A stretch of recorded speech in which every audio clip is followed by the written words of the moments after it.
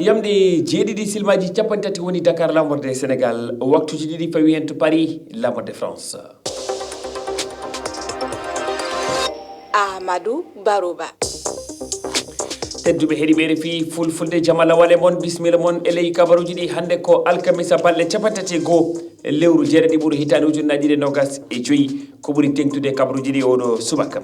Angola ko famɗi foof yimɓe nogas ɗiɗo maayi e seppoji fuɗɗiɗi gila altine faltiɗo ɗi seppoji ko jowitiɗi e ɓeydugol gorma o coggu carburant ko heewi bonnama e ɗi seppoji hanki alarba deƴere teskama e nder leydi ndi kono golle mbaɗani nanngule kewi mayen gartu hen.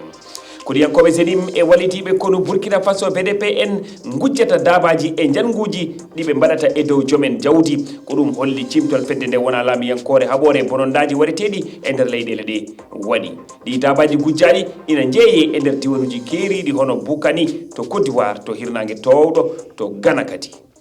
Waɗi hitande ko suudu ñayirdu tribunal Dixine gonɗen koto leydi Guinée taƴi ñawore wargoji 27 septembre hitande ujunaje ɗiɗi e jeenayyi kono koɓe jeeɗiɗo fawono jukkoje musɗe saabu war neɗɗanke no tawa e ɓen hoore jokkiɗo leydi ndi hono capitaine Moussa Dadis Camara.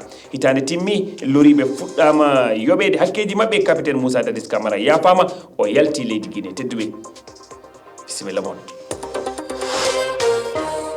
on